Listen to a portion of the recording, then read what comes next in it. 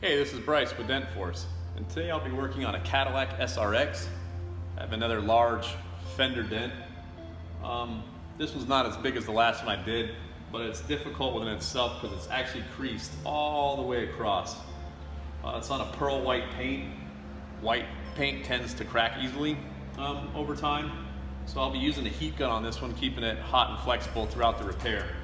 It's also difficult when you start getting dents next to the edges of panels. Edges of panels are a lot tighter metal than they are up in here in the middle.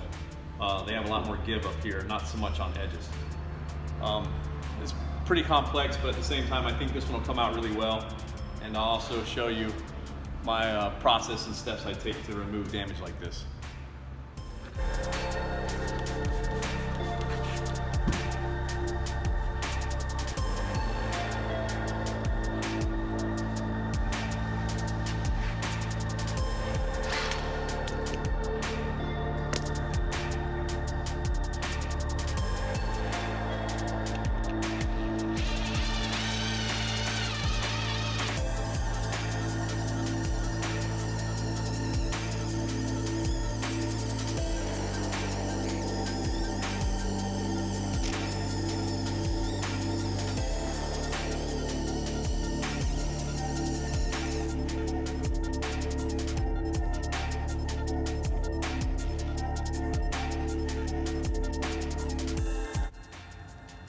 Alright, that's what it's down to now, after buffing it off.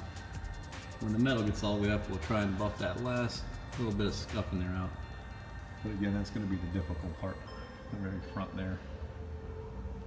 Alright, so the first thing you want to do is get up in here and wedge this plastic liner out of the way for access to it. Now that I've got this all wedged out of the way here, I got this air wedge. This stuff all pried down out of the way. You can then easily stick a tool right up to the back side of this. Today, I'll be using these various different amounts of these, what we call flat bars. Different style tips and sharpness to work this whole thing. Go up in here, and leverage off the tire. And I have all these various different tips, sharps and blunt stuff. I'm getting ready to turn on the heat gun here and have this thing running, and I'll go ahead and get started on it.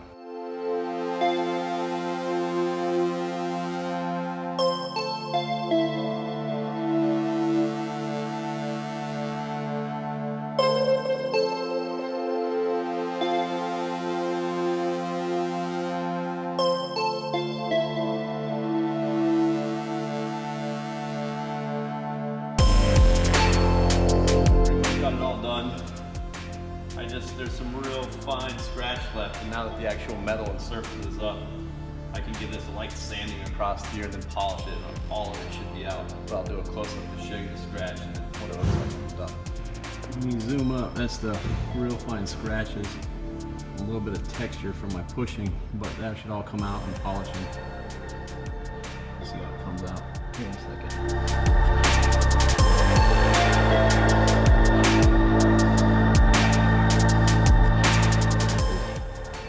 Just a hairline. It's super small, but it's just across the clear. I don't want to go too deep into the actual color of it. As you can see, the whole fender looks great in the original paint. It's got its original shape. If you actually, a good way to tell a good fender repair is to look straight down on it.